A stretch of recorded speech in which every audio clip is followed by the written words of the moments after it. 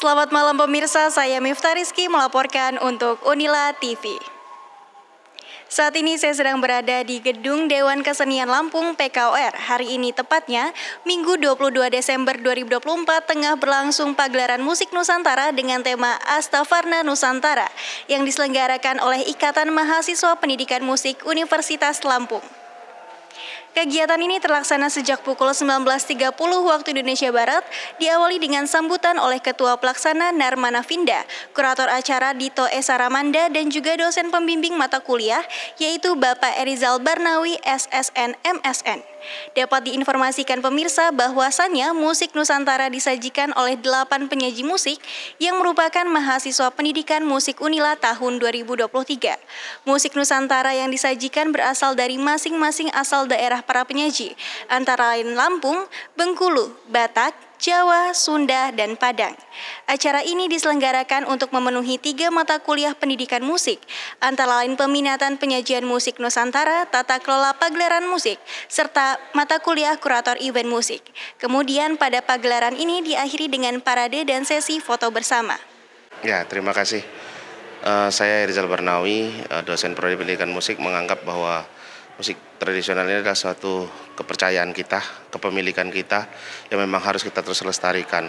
Melihat suatu perkembangannya ya luar biasa ya, sampai hari ini mulai dari anak-anak sampai dewasa itu sudah memainkan musik tradisi, melestarikan terutama. Nah, itulah salah satunya di mata kuliah musik Nusantara ini saya mengajak kawan-kawan semua termasuk mahasiswa-mahasiswa di Prodi Pendidikan Musik saya suruh konsen dan serius dan wajib untuk membuat sebuah karya yang dari daerah mereka masing-masing. Nah, itu salah satu bentuknya. Cara saya bagaimana mengaplikasikan supaya mereka bisa melestarikan terus musik tradisional Indonesia. Dan menurut Bapak sendiri, apa makna penting dari pagelaran musik Nusantara ini dalam pelestarian budaya Indonesia? Ya, makna pentingnya adalah ini salah satu cara bagaimana akhirnya masyarakat ya khususnya pada si pelakunya terutama bahkan untuk bagaimana terus melestarikan ya bahkan kalau perlu menciptakan lagi bukan hanya mereka saja dalam hal ini penabuhnya saja ya orang-orang di sekelilingnya diajak lagi ya orang-orang di sekitarnya diajak lagi untuk memainkan musik-musik tradisional. Jadi akhirnya terus ada musik tradisional ini, itu harapan. Pagelaran yang dilaksanakan, output apa yang Bapak harapkan terhadap para mahasiswa dan juga penonton yang telah hadir hari ini? Ya, kalau harapan saya yang pasti kan mereka ini lagi belajar ya Mbak ya di Prodi Pendidikan Musik di Unila. Setelah ini saya yakin mereka masih punya dengan tanda kutip dendam. Wah, dendam untuk berkarya lebih baik lagi.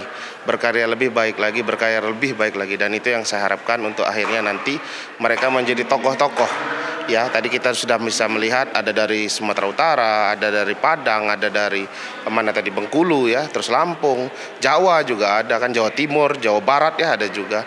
Nah, itu harapan saya mereka nanti jadi tokoh-tokoh di daerahnya melestarikan terus musik tradisional Indonesia.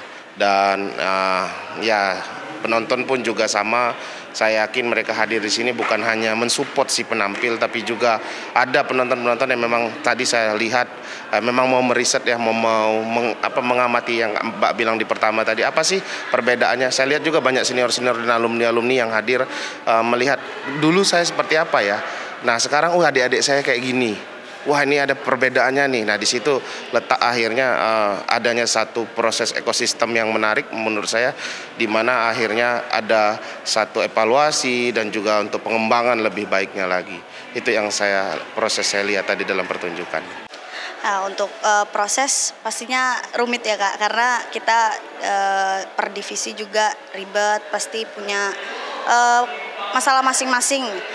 Pasti tentunya di masalah promosi kayak semua terkhusus lagi itu di karya. Kita lebih fokus ke karya penyaji kayak pagelarannya dan juga udah gitu aja. Tapi untungnya segalanya teratasi Ya, dengan baik. benar-benar. Dan yang menginspirasi pemilihan tema dari Astafarna Nusantara ini seperti apa? Sebelumnya itu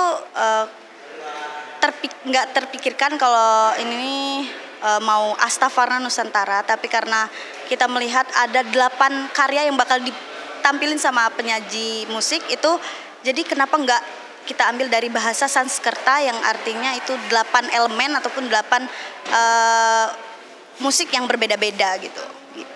Nah, kalau untuk kakak sendiri sebagai ketua klub, adakah pesan yang ingin disampaikan kepada para hadirin atau penyaji yang ada dan hadir hari ini? Untuk para hadirin yang telah hadir itu yang pasti mengucapkan terima kasih dan juga mari kita bersama-sama untuk melestarikan kembali musik-musik tradisional. Jangan sampai kita melupakan musik-musik yang telah ada dari dulu dan terus dikembangkan. Gitu aja. Kalau saya sendiri menyajikan musik Nusantara itu dari daerah Sumatera Barat, yaitu daerah Padang gitu. Nah, kalau untuk persiapannya sendiri nih, adakah hal-hal seperti tantangan dan lain sebagainya berapa lama? Kalau persiapannya sendiri untuk tasa tambur ini pasti sangat lama ya Kak, sangat banyak gitu. Karena persiapannya mulai dari awal itu dari persiapan untuk merekrut orang-orangnya juga kan player-playernya juga. Terus dari latihannya itu harus menggunakan silat-silat juga itu. Dimana hal-hal yang kayak gitu emang benar-benar harus silat itu ya ketika emang lagi silatnya harus benar-benar posisinya itu ya benar-benar sambil namanya turun beneran gitu Kak. Jadi iya kuda-kudanya itu bener Kak. Kalau musik yang disajikan hari ini, saya membawa alat musik tradisional dan musik tradisional dari Jawa Barat. Ya. Berarti persiapan yang dilakukan berapa lama Kak? Dan mungkin tantangan-tantangan apa saja yang sudah dilakukan? Oke. Untuk persiapan, saya kurang lebih mempersiapkan segala sesuatu dari mulai konsep dan garapan musik itu kurang lebih dari sekitar 3 bulan 4 bulan seperti itu. Lama ya? Iya, cukup Dan lama. untuk makna lagu yang disajikan hari ini seperti apa? Ya, kebetulan di sini saya juga kan sedang berada di tanah Lampung ya. Jadi saya membawakan musik Nusantara bernuansa Jawa Barat ini sebenarnya asal usulnya karena atas kerinduan saya terhadap tanah kelahiran. Jadi saya mulai membuka musik Nusantara di tanah Lampung ini ibarat kata untuk merepresentasikan kerinduan saya terhadap tanah kelahiran gitu. Ya, terima kasih. Jadi untuk musik tradisional itu cukup bagus, lebih bagus lagi kalau seandainya tradisional itu dikreasikan dengan musik-musik modern seperti pagelaran tadi. Oke, nah kalau untuk menurut Bapak sendiri, apa makna penting dari pagelaran musik Nusantara dalam pelestarian budaya nasional? Iya, saya juga sebagai penggiat seni ya, jadi saya berharap memang untuk pagelaran-pagelaran ini memang diteruskan. Terus memang untuk mahasiswa yang bagian seni musik lah, itu memang mengambil tema-tema itu memang tradisional, baru dikreasikan menjadi musik kreasi sehingga tidak ini oleh zaman, nah jadi lebih enak lagi didengar. Karena musik tradisional itu memang enak didengar, lebih enak lagi kalau dikreasikan mungkin dengan alat-alat modern. Oke. Nah kalau untuk Bapak ini bagaimana perasaan Bapak nih menemani anaknya tampil di pagelaran hari ini? Iya, saya senang sekali ya menemani ananda saya ini. Jadi saya bisa juga mensupport dia untuk lebih kreatif lagi dalam mengkreasikan musik-musik tradisional itu. Oke, tentunya senang banget ya untuk ujian kawan-kawan musik Nusantara, sekaligus kita mengapresiasi, sekaligus menambah perbendaharaan apresiasi yang ada di Lampung. Karena kan penyajiannya tidak hanya dari musik Lampung tuh, ada dari Sumbar, dari Jawa, tentu menambah rasa nasionalis lah karena keberagaman suku itu, apalagi seni tradisionalnya bisa langsung hadir di Dewan Kesenian ini. Kalau untuk dari segi penyajian, kemudian dari acara yang menurut Kakak tuh paling unik dan paling oke apa nih? Kalau menurutku yang Tasa Tambua dari Sumatera Barat.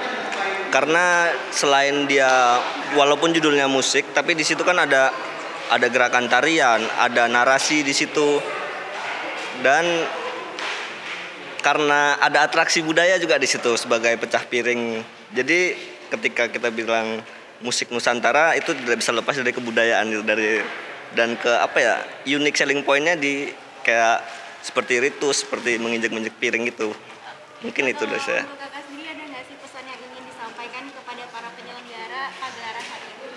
Kalau pesannya sih ya terus kembangkan, dan mungkin kedepannya tuh lebih bisa dikembangkan dan beragam lagi, tidak hanya dari Sumatera, Jawa, tapi namun ada Kalimantan, Papua dan lain-lain. Walau tidak ada peserta yang ujian dari daerah tersebut, sehingga dia dapat meriset dan menampilkannya di sini sebagai apresiasi. Kita juga butuh yang seperti itu tuh, tawaran-tawaran baru yang menarik.